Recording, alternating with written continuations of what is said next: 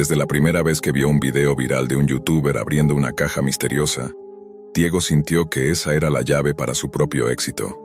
Cansado de sus contenidos mediocres y de la indiferencia creciente de sus seguidores, decidió que esta vez haría algo que nadie más se atreviera a hacer. No le importaba que la caja proviniera de la Deep Web, un lugar envuelto en oscuridad y rumores. La promesa de la fama, los likes y las suscripciones podían más que el miedo. Después de buscar durante días en foros y chats clandestinos, logró dar con un vendedor que aceptaba bitcoins y con una pequeña inversión de 0.1 BTC, que para él era casi todo su ahorro, compró una caja misteriosa sin saber realmente qué esperar. El vendedor prometía que el contenido sería algo nunca antes visto para los valientes. El envío tardó un mes. Mientras tanto, Diego preparaba su equipo, investigaba cómo grabar la apertura, ensayaba sus reacciones y la anticipación crecía. Finalmente, la caja llegó. Al abrirla, la cámara capturó su emoción contenida y la intriga creciente. La caja era pequeña, antigua, de madera oscura y con marcas gastadas, como si hubiera viajado décadas en el tiempo. Dentro había un álbum fotográfico. Diego no sabía si esperarse un objeto raro o alguna sorpresa tecnológica, pero un álbum de fotos antiguas no era lo que tenía en mente. Sin embargo, decidió explorar las imágenes con la cámara encendida. Las primeras Polaroid mostraban fotografías de un viaje, aviones despegando, moteles con luces de neón parpadeantes, paisajes desolados y carreteras vacías. Diego comentaba en tono curioso y relajado, pensando que quizás el álbum era un montaje o una broma elaborada. Pero pronto, las imágenes comenzaron a cambiar. Una máscara blanca y grotesca apareció en varias fotos, suspendida en el aire o colocada sobre una mesa con guantes manchados. Luego, esposas oxidadas, botellas con etiquetas borrosas que parecían contener alguna droga desconocida. El video pasó de ser divertido a inquietante, y Diego lo sentía. Su pulso se aceleraba. Al llegar a las siguientes fotos, vio algo que lo paralizó. Una imagen clara de la casa de sus padres, tomada desde una ventana cercana, con detalles tan nítidos que podía distinguir la textura de la pintura y las flores del jardín. Sintió un nudo en la garganta. ¿Cómo podían tener una foto así? ¿Quién había estado allí? Respiró profundo y siguió viendo. Las fotos que siguieron mostraban escenas de sus padres esposados y amordazados, con los ojos abiertos, congelados en un silencio aterrador. La última fotografía era borrosa, pero el contorno de su propia casa era inconfundible. Diego sintió que la habitación se cerraba a su alrededor. El aire se volvió pesado, la temperatura bajó. Mientras la cámara seguía grabando, un movimiento a su lado le hizo girar la cabeza. En la ventana de su habitación, una figura encapuchada lo observaba, con un gesto que parecía un saludo, una invitación macabra. Diego dejó caer el álbum, corrió hacia la casa de sus vecinos, temblando, y desde allí llamó a la policía. La respuesta fue rápida, pero devastadora. Sus padres habían sido asesinados, una escena brutal que confirmaba el peor de los temores. La culpa se apoderó de Diego. Sabía que había cometido un error fatal, compartir su dirección en un video, en la Deep Web, sin pensar en las consecuencias. Su búsqueda de fama se había convertido en una pesadilla de la que no podía despertar. En los días que siguieron, mientras la policía investigaba, Diego trataba de entender qué había ocurrido y cómo una caja misteriosa podía haber desencadenado tanto horror. El trauma le carcomía, y cada vez que miraba su cámara, sentía que el mundo le recordaba la fragilidad de la privacidad y la oscuridad que habita en los rincones más ocultos de la red. La Deep Web no era un juego, era un abismo, y él había caído en él sin saber cómo regresar. Los días posteriores a la tragedia se convirtieron en un laberinto de emociones para Diego. Cada amanecer era un recordatorio de lo que había perdido y de la culpa que sentía por haber expuesto a sus padres a un peligro invisible, pero mortal. La policía apenas le daba respuestas concretas. Los oficiales hablaban de una posible conexión con grupos de la Deep Web dedicados a vender información y realizar amenazas, pero nada claro ni tangible. Solo un rastro difuso de sombras y códigos que se desvanecían entre los muros digitales. Diego no podía dejar de pensar en la caja, en esas fotografías que, como piezas de un rompecabezas macabro, habían contado una historia que ahora vivía en carne propia. Cada foto parecía una prueba, un mensaje críptico, un aviso que él no supo leer a tiempo. Se preguntaba quién había tomado esas imágenes, por qué su familia había sido el objetivo, y sobre todo, cómo había terminado él atrapado en esa red oscura. La presión mediática tampoco ayudaba. Algunos curiosos y medios sensacionalistas comenzaban a indagar en su vida, escarbando en sus redes sociales y videos anteriores. Las acusaciones no tardaron en aparecer. Lo acusaban de imprudente, de irresponsable, de haber puesto en riesgo a personas inocentes por la fama barata. Diego sentía que el mundo se le venía encima, que su error había sido un pecado imperdonable. Pero había algo más que lo atormentaba. Desde la tragedia comenzaba a notar cosas extrañas. Mensajes anónimos en su correo, llamadas sin respuesta, sombras que parecían acecharlo desde la ventana. En la madrugada a veces, escuchaba susurros que no sabía si provenían de su mente o de una presencia real. Su paranoia crecía, y la línea entre realidad y pesadilla se difuminaba. Una noche, decidido a no dejarse vencer por el miedo, Diego volvió a revisar el álbum fotográfico, esta vez fuera de cámara, con la esperanza de encontrar alguna pista que la policía hubiera pasado por alto.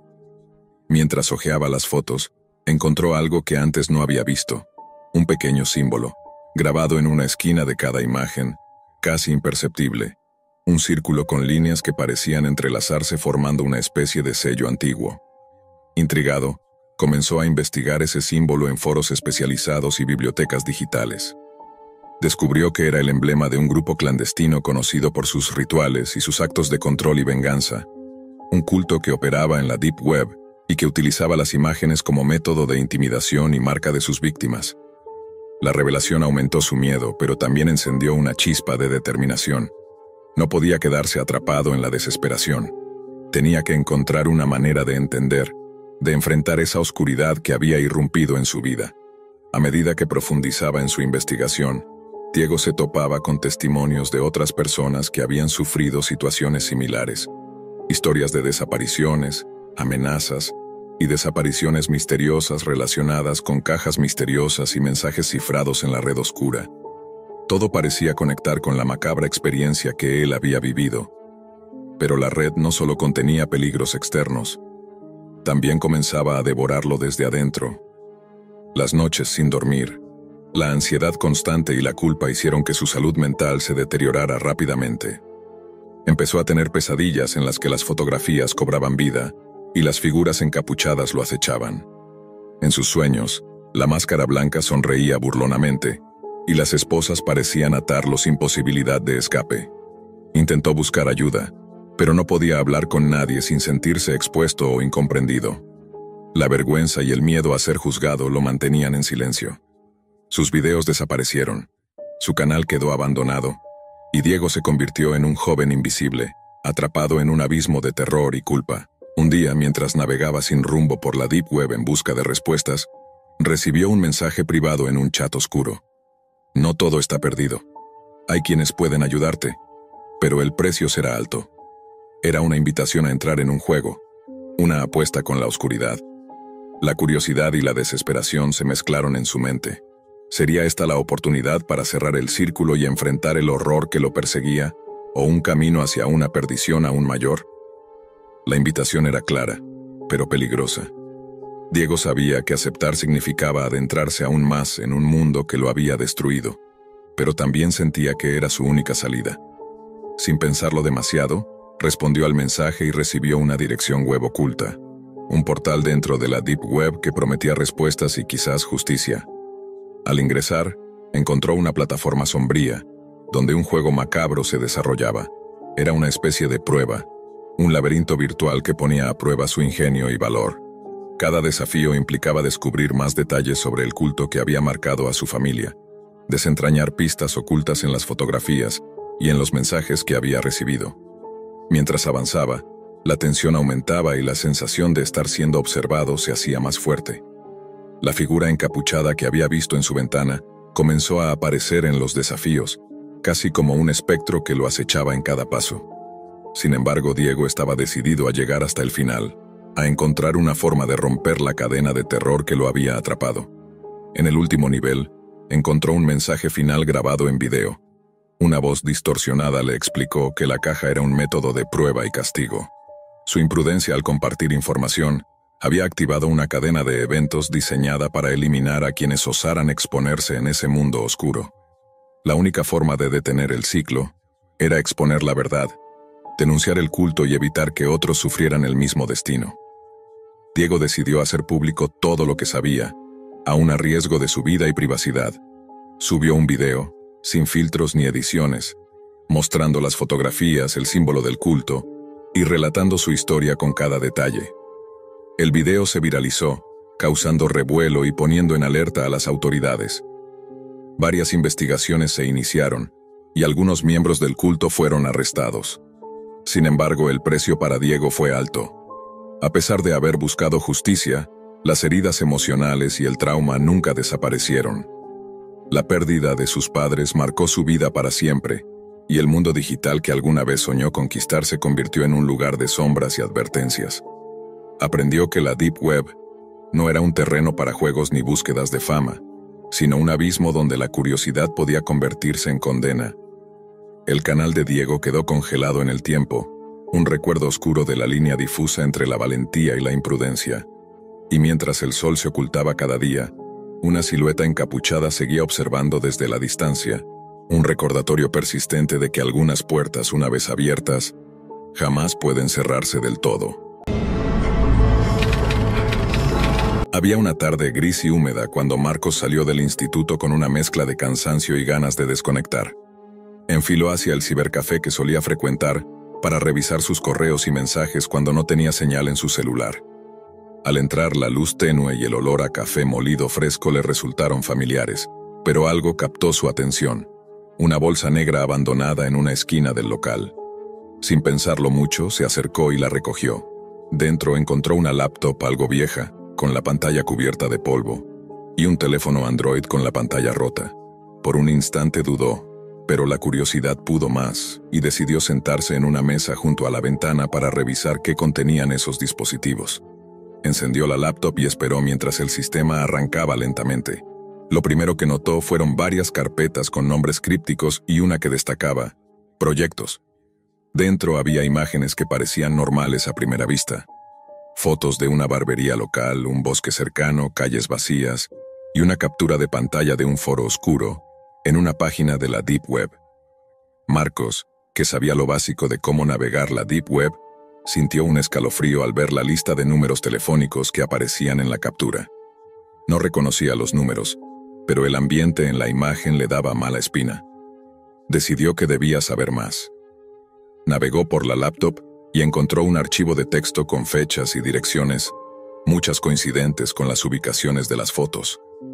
Algo empezó a encajar en su cabeza, una sensación inquietante crecía. Recordó entonces que esa semana la radio local había estado hablando sobre asesinatos recientes, todos en barrios donde había tomado esas fotos. Su mente empezó a hacer conexiones peligrosas. Movido por un impulso que oscilaba entre el miedo y la necesidad de entender, decidió marcar uno de los números de la lista. Para su sorpresa, uno de ellos sonó y la voz al otro lado era familiar. Era Pablo, su amigo desde la infancia. Marcos sintió que el corazón se le aceleraba. ¿Qué hacía Pablo en esa lista?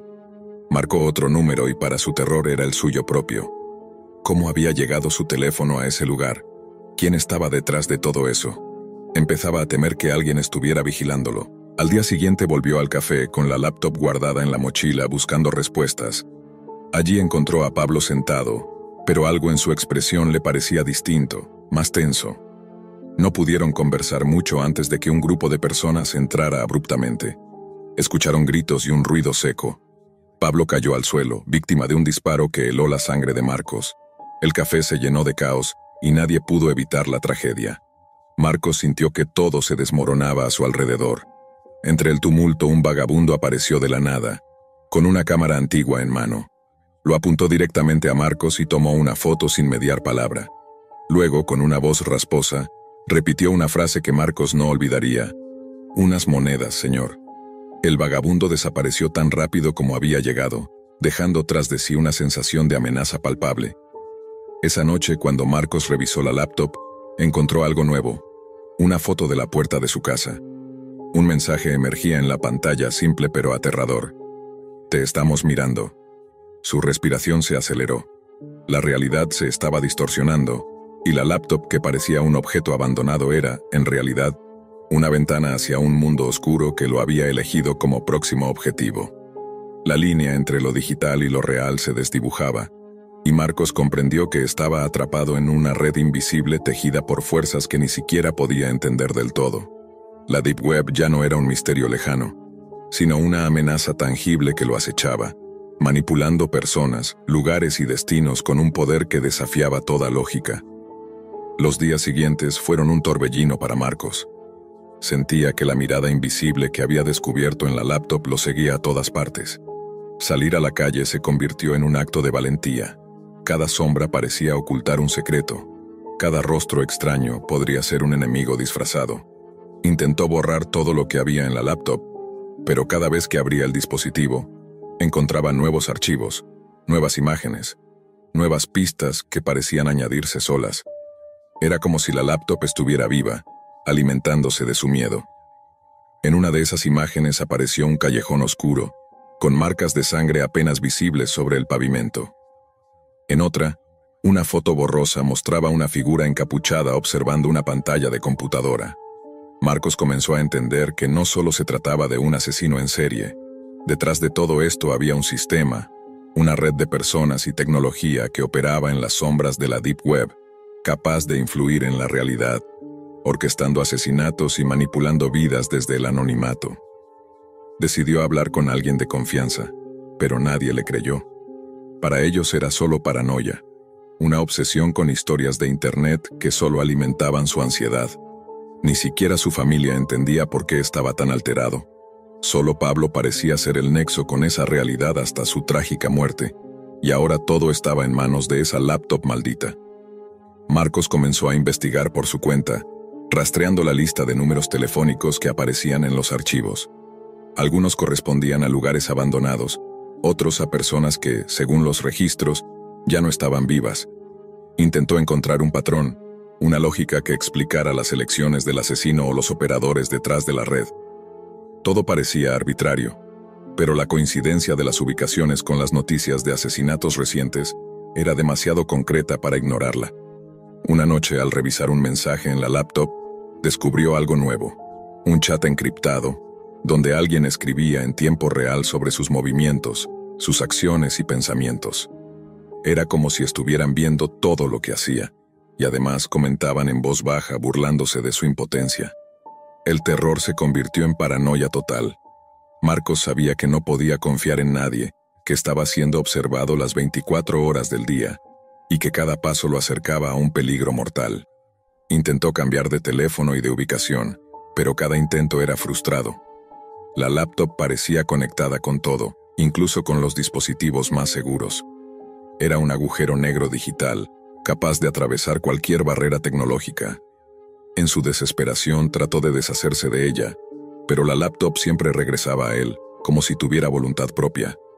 El vagabundo volvió a aparecer, esta vez sin cámara, solo con una mirada penetrante que le heló la sangre. Se acercó y le susurró al oído: «El juego apenas comienza, señor».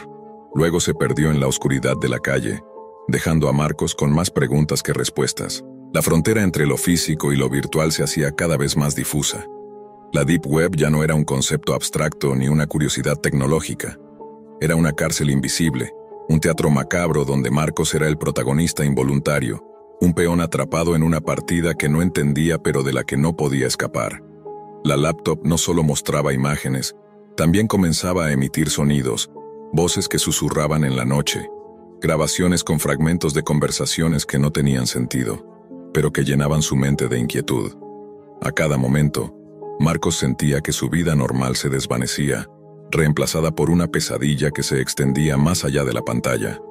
Marcos ya no sabía cuánto tiempo había pasado desde que encontró la laptop. Las noches eran interminables.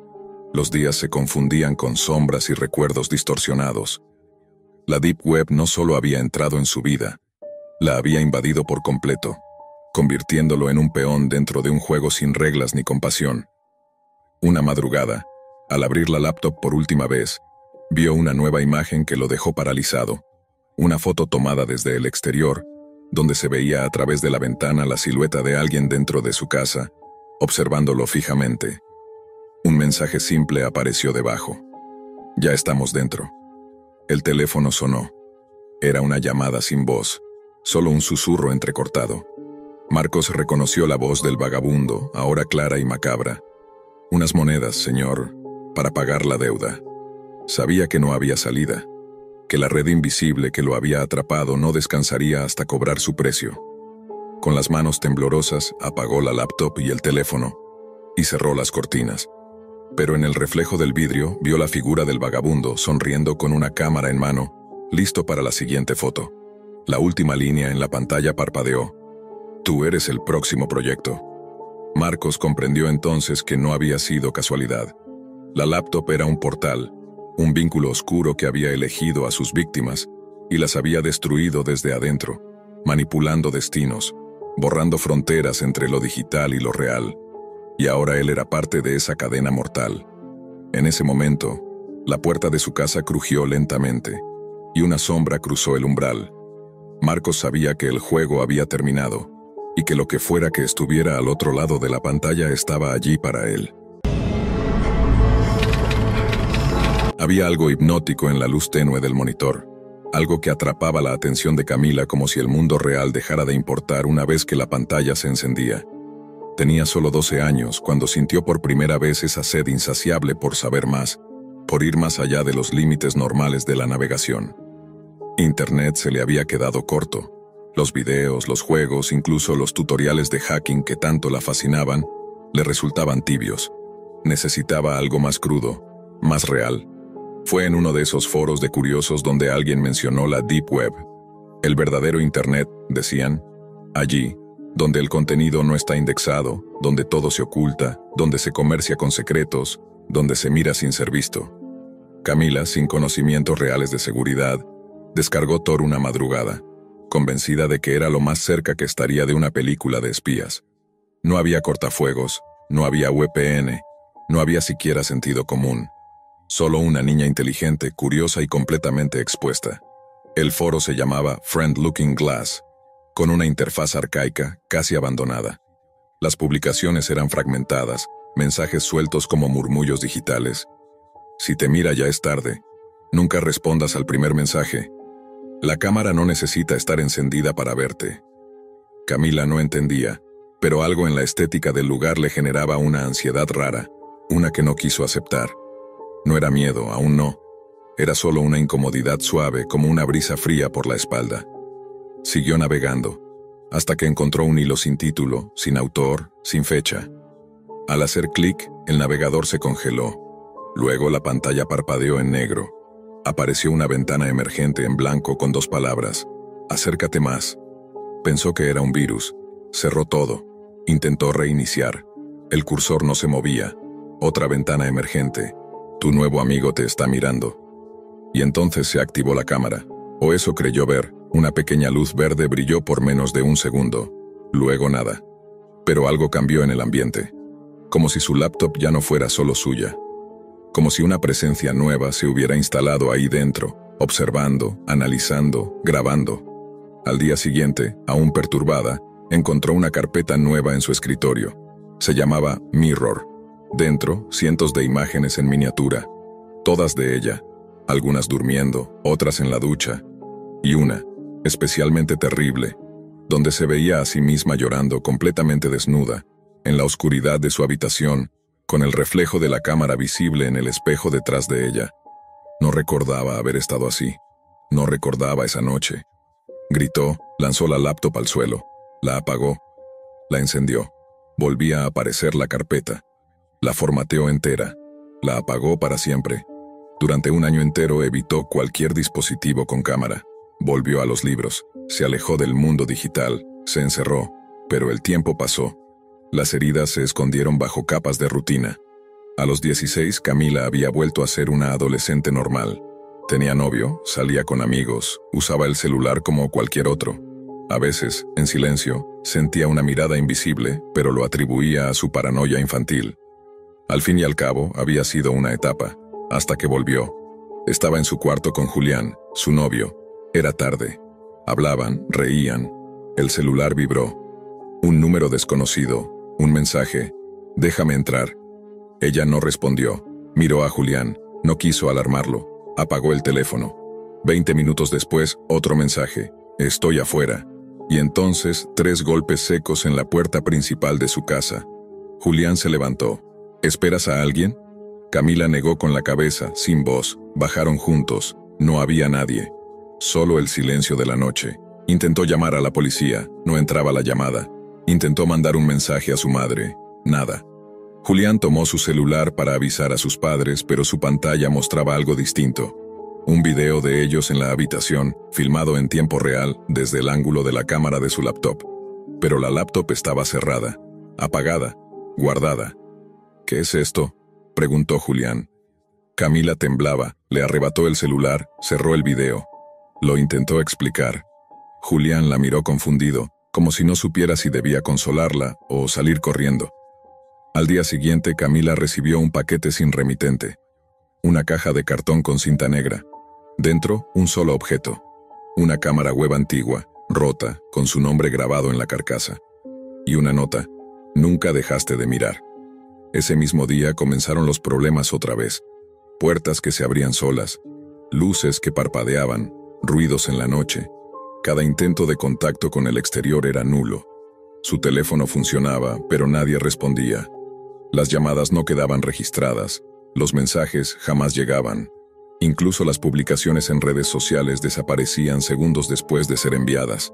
Pero no estaba sola. Cada vez que se acercaba a un espejo notaba algo raro. No era su reflejo. Era una imagen similar, casi igual, pero con un detalle distinto. Un rostro detrás de ella. Una silueta negra, sin ojos, apenas una sombra estática. A veces en la esquina. A veces justo a su lado. Una noche revisó la laptop que había guardado 4 años atrás. No se atrevía a encenderla, pero algo la impulsó. La pantalla se encendió sola, mostrando un fondo negro con texto blanco. No puedes desinstalarme. La cámara volvió a encenderse. Esta vez, la luz verde no se apagó. Camila se quedó paralizada. El reflejo en la pantalla no era el suyo en tiempo real. Era ella, sí, pero en una habitación vacía. La misma habitación en la que estaba, pero sin muebles, sin Julián, sin color. Solo ella, sentada frente al monitor bajo una luz tenue y mortecina. Algo andaba mal. Parpadeó. Su reflejo no. Sintió un frío recorriéndole la columna. Intentó cerrar la laptop. No respondía. La imagen seguía ahí, cada vez más nítida. Podía ver incluso los poros de su piel en esa versión distorsionada de sí misma. Y entonces, en la imagen, su reflejo empezó a sonreír. Pero ella no sonreía. Gritó, golpeó el teclado, desconectó la corriente. Todo inútil. La laptop no se apagaba. Era como si algo dentro de ella le estuviera diciendo que no podía huir, que ya no tenía control. Esa noche no durmió. Julián se quedó con ella, pero algo en su mirada cambió. Estaba preocupado, sí, pero había algo más. Duda.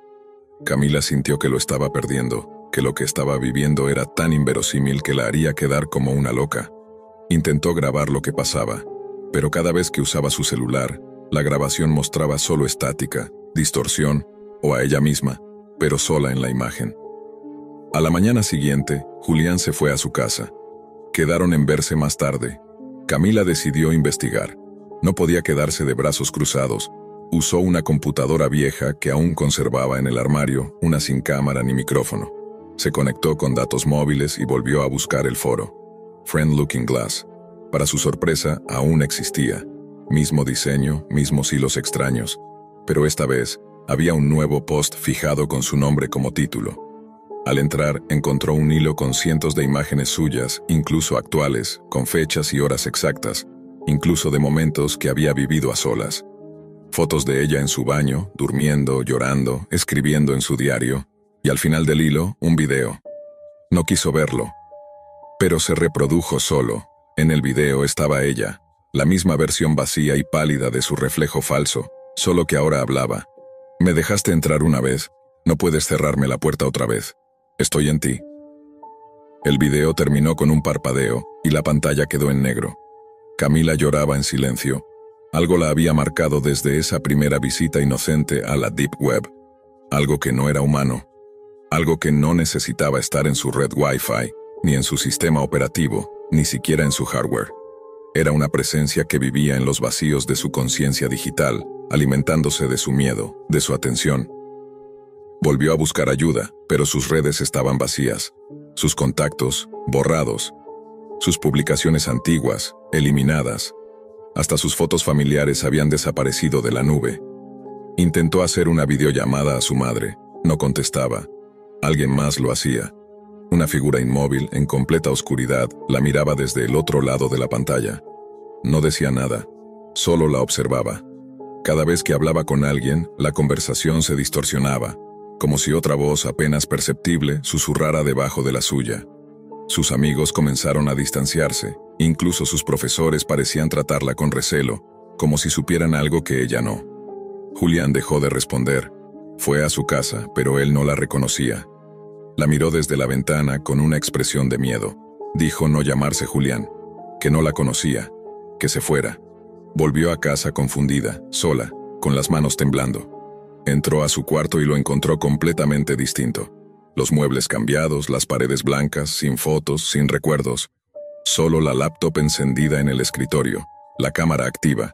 La pantalla mostraba texto. No puedes existir sin mí.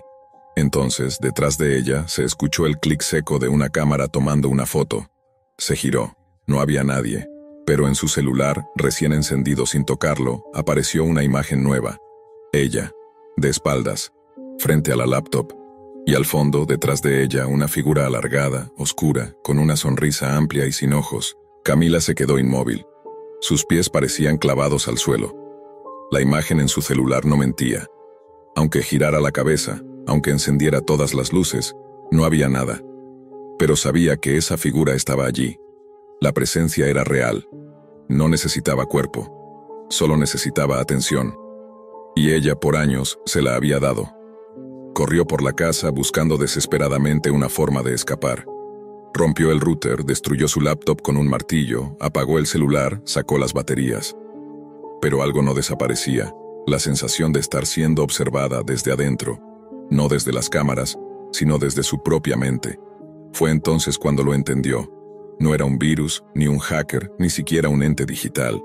Era algo más antiguo. Algo que se había disfrazado de Deep Web porque allí podía esconderse, disfrazarse de simple código, de texto, de curiosidad.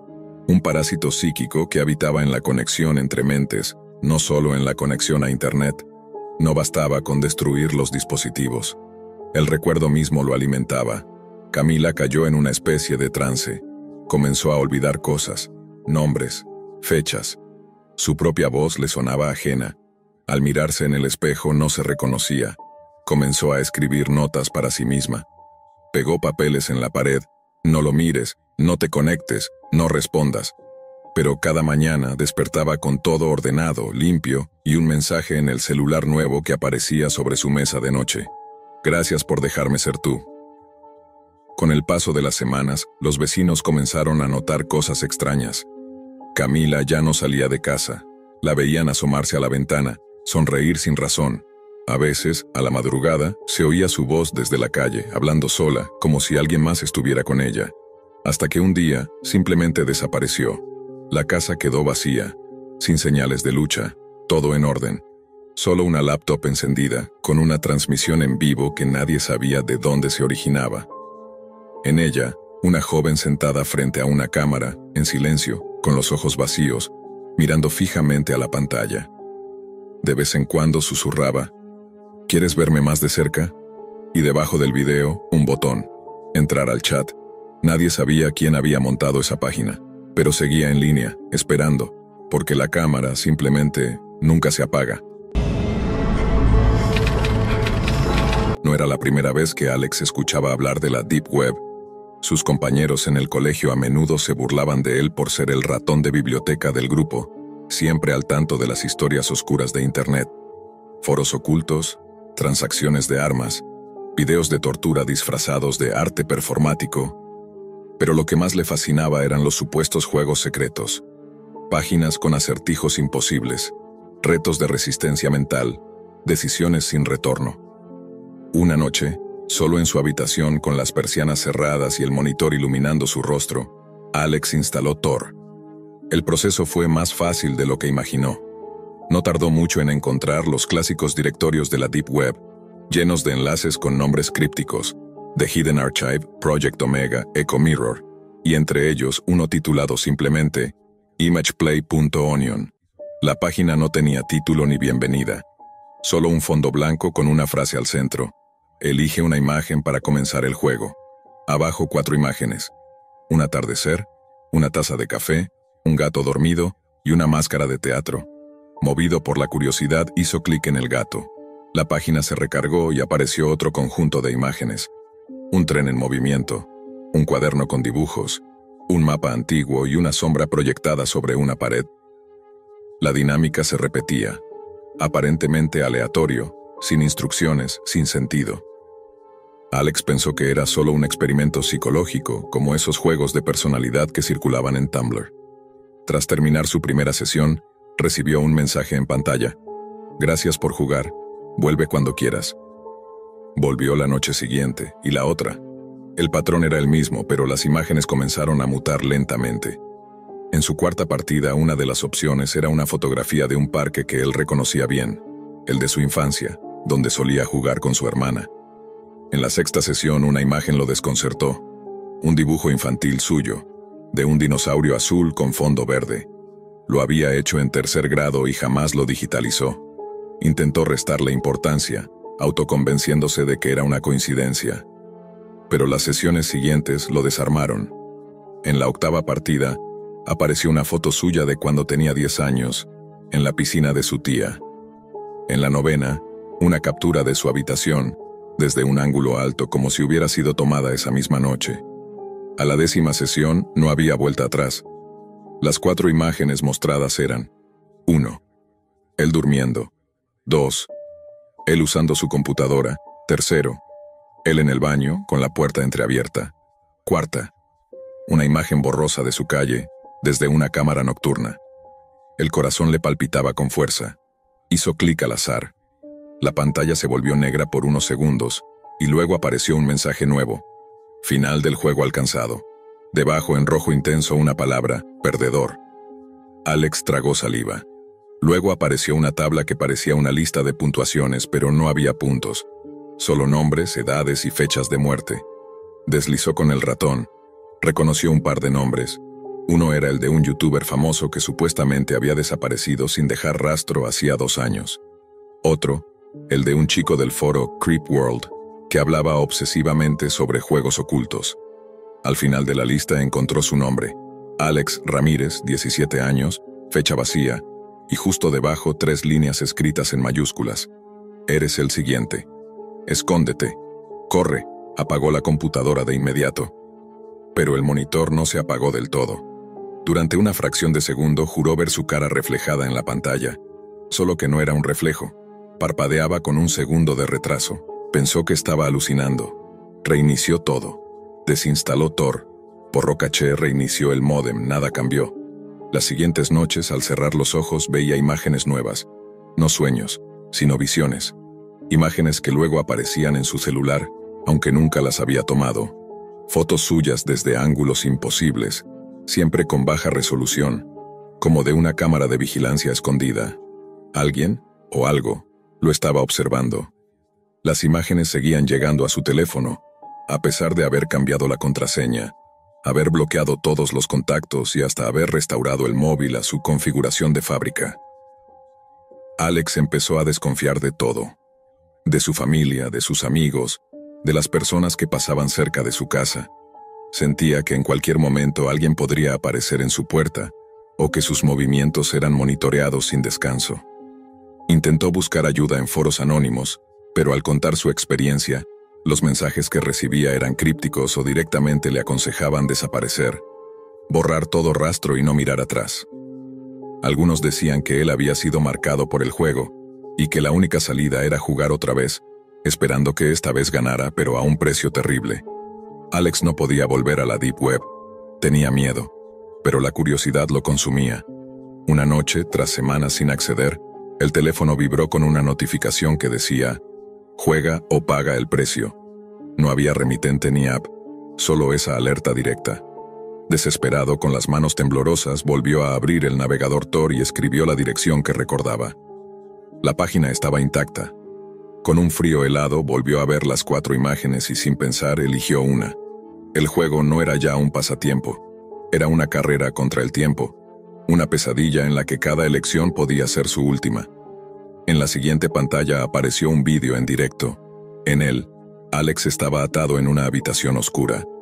Sus ojos reflejaban el terror más absoluto. La cámara giró lentamente y mostró paredes cubiertas de fotos, imágenes suyas, de su familia, sus amigos, sus días normales, pero con marcas rojas y cruces. Un texto apareció. Cada partida un paso más cerca. Esta es la verdadera puntuación. Alex intentó gritar, pero no salía sonido.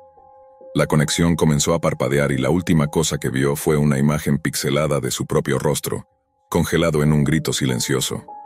La pantalla se puso negra y apareció un mensaje final. La curiosidad no siempre es un juego inocente. Bienvenido a la verdadera Deep Web.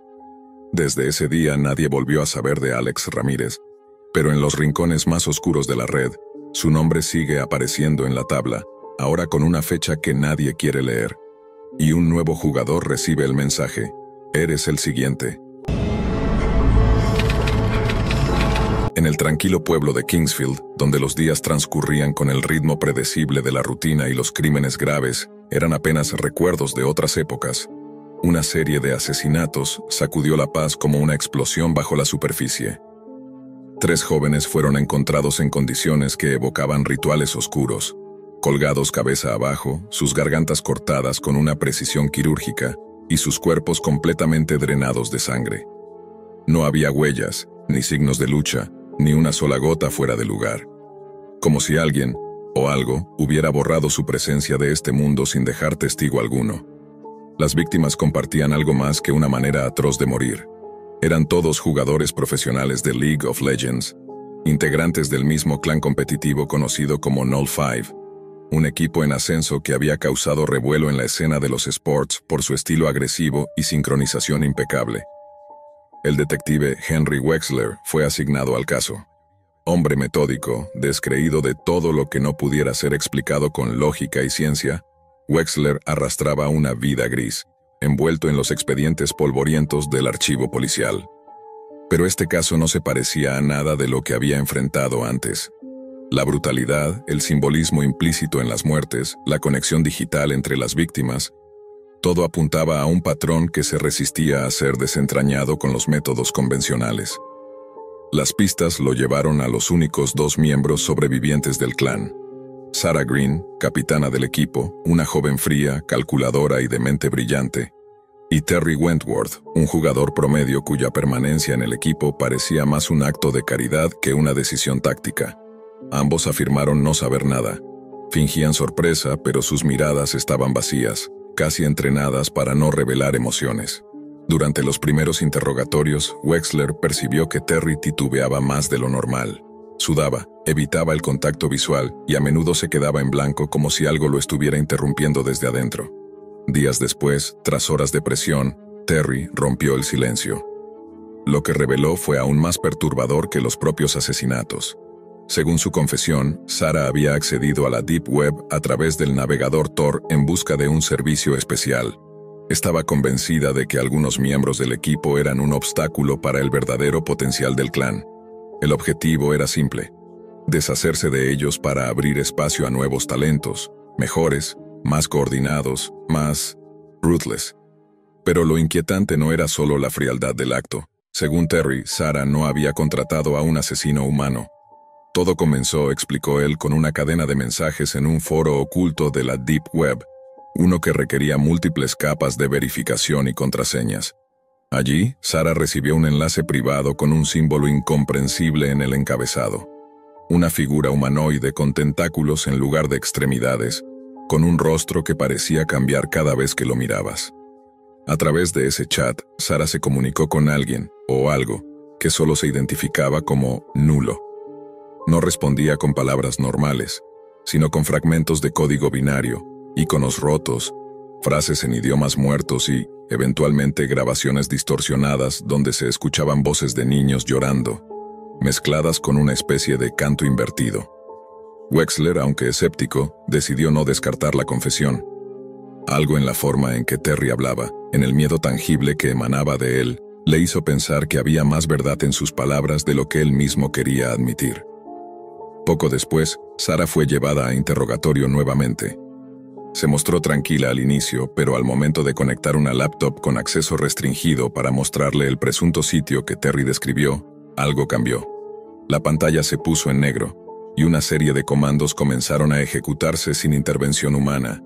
Apareció el símbolo, la figura cambiante, pulsando como si tuviera vida propia. Las luces en la sala de interrogatorios parpadearon. Sarah dejó de responder. Su rostro, antes sereno, se transformó en una máscara de terror. Se llevó las manos a la cabeza y comenzó a murmurar frases incomprensibles. Intentaron detenerla, pero se golpeó repetidamente contra la mesa hasta desfigurar su rostro. No gritó, no pidió ayuda. Solo murmuraba: «Ya está aquí, ya está dentro. El juego nunca termina». Los técnicos forenses que analizaron la laptop no pudieron recuperar ni un solo archivo. Todo el sistema se había sobrescrito a sí mismo con un bucle binario que, al traducirse, arrojaba un único mensaje: cargando. Desde aquel día, Wexler comenzó a experimentar cambios. Al revisar los expedientes del caso, notó que los nombres de las víctimas desaparecían de los documentos. Cada vez que intentaba pronunciar en voz alta el nombre del foro donde Sarah había hecho contacto, se le trababa la lengua. Comenzó a escuchar voces saliendo de su propio monitor, incluso cuando estaba apagado. Voces que imitaban su propia voz, repitiendo cosas que jamás había dicho. Consultó con especialistas en informática, con forenses digitales, incluso con teólogos. Ninguno podía explicar la forma en que los datos parecían evaporarse al ser analizados. Ninguno entendía por qué al intentar imprimir información relacionada con Null, las impresoras escupían hojas en blanco, manchadas con un patrón que parecía moverse al mirarlo fijamente. Wexler, aún decidido a no caer en el abismo de la superstición, regresó a la laptop incautada. Esta vez la conectó en casa, en la oscuridad, con el navegador Tor abierto y las defensas bajas. Buscó manualmente los rastros que Sarah había seguido. Ingresó a un chat inactivo durante semanas. Envió un simple mensaje: «¿Estás ahí?». Recibió respuesta al instante. No eran palabras. Era una imagen de su propia cara, tomada desde el ángulo exacto en el que se encontraba, aunque su cámara estaba cubierta. Detrás de él, en la imagen, una sombra, una figura humanoide, informe, con ojos que no estaban del todo allí. Lo observaba. Desde ese momento, las cosas dejaron de tener sentido. El tiempo se fragmentaba. Wexler perdía minutos, horas. Despertaba en lugares que no recordaba haber visitado. Encontraba en sus bolsillos anotaciones que no recordaba haber escrito, siempre con símbolos similares al logo de Null. Los superiores lo apartaron del caso tras el incidente en la estación. Durante una sesión de revisión de pruebas, el detective Wexler comenzó a hablar en una lengua no identificada y trató de clavarse un bolígrafo en el oído. Fue internado brevemente, diagnosticado con trastorno psicótico agudo, aunque ningún antecedente ni consumo justificaban el diagnóstico. Ya en casa, suspendido, sin uniforme, sin placa, Wexler seguía obsesionado. Sabía que el mal no había terminado, que aquella entidad seguía activa, extendiéndose como un virus silencioso a través de la Deep Web, entrando en las casas a través de pantallas, parlantes, cámaras, que lo que comenzó como una simple ambición competitiva de una jugadora por ganar partidas, se había convertido en una brecha abierta hacia lo incomprensible. Desde su suspensión, Henry Wexler convirtió su pequeño apartamento en una trinchera de investigación. Las paredes estaban cubiertas con mapas mentales, impresiones de correos electrónicos, notas escritas a mano y capturas de pantalla congeladas justo antes de desvanecerse.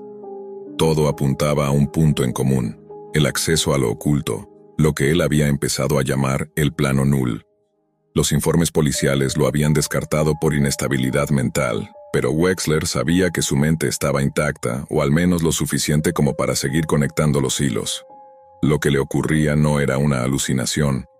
Cada elemento digital que tocaba parecía infectarse. Su teléfono, la televisión, incluso el refrigerador inteligente, todos comenzaban a actuar por su cuenta.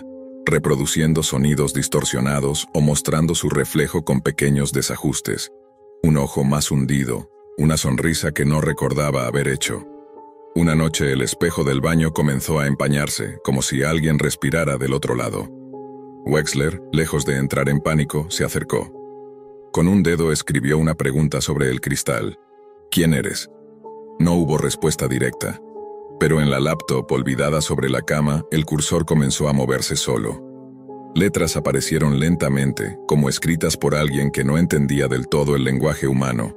CSOLNROSROI y aparte, siempre estuve. Esa misma noche, al revisar una vieja grabación del primer interrogatorio con Sarah Green, notó algo que antes se le había escapado.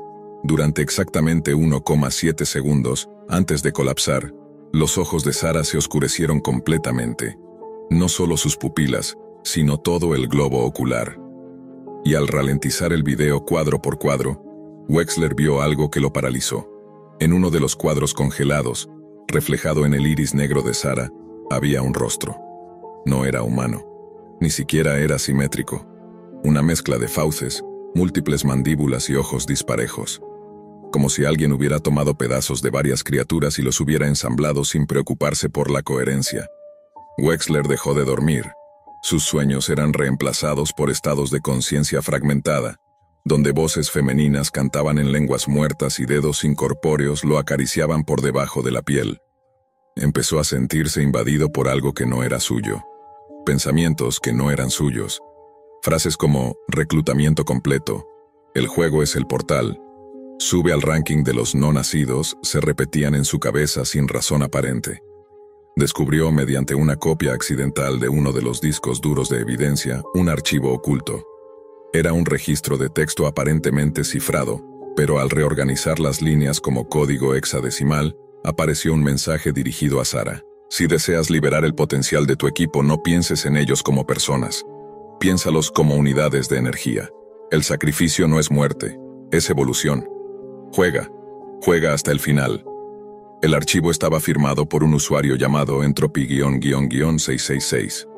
Decidido a encontrar el origen, Wexler rastreó la IP original del mensaje hasta una ubicación ficticia en Siberia. Sabía que no era real, era una trampa, pero dentro de ese mismo servidor encontró otra cosa. Un canal activo de audio con la etiqueta Live, Null.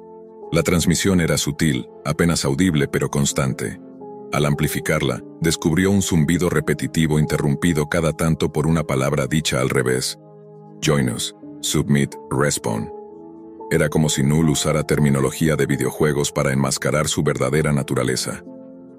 En medio de esta investigación, el nombre de Terry Wentworth reapareció. Había desaparecido sin dejar rastros semanas atrás, considerado un suicida más. Pero un nuevo video comenzó a circular en foros cerrados de la Dark Web, titulado Null Play 1. En él, se mostraba a alguien con el rostro cubierto por una máscara digital, en un entorno oscuro lleno de cables y pantallas encendidas con símbolos en rotación. La voz distorsionada del sujeto repetía: «Bienvenidos al nuevo ranking. Solo los que entreguen su humanidad avanzarán de nivel». Terry ascendió. ¿Y tú? Wexler logró acceder a un canal privado que se activaba solo a través de una cadena de comandos específica. !run null.exe::game core protocol. Al ingresar, el navegador se cerró por sí solo y apareció una ventana de consola con fondo rojo. No había comandos, solo una cuenta regresiva.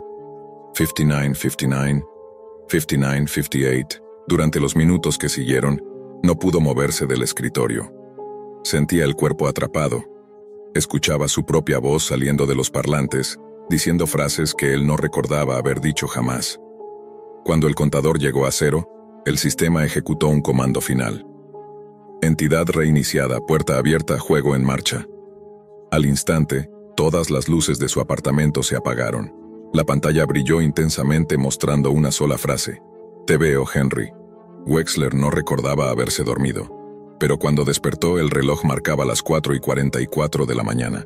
Todo estaba igual, excepto por un nuevo archivo en su escritorio. Un icono con el símbolo de Null, titulado simplemente Final Match on Replay. Al abrirlo se reprodujo una grabación. Pero no era una partida de League of Legends, como sugieren los archivos con extensión .replay. Era una grabación de él mismo, visto desde un ángulo en lo alto del techo. Se lo veía sentado frente al computador, en el mismo estado en que acababa de despertar, pero haciendo cosas que él no recordaba, riendo sin razón, hablándole a la pantalla, golpeándose el pecho con el puño cerrado.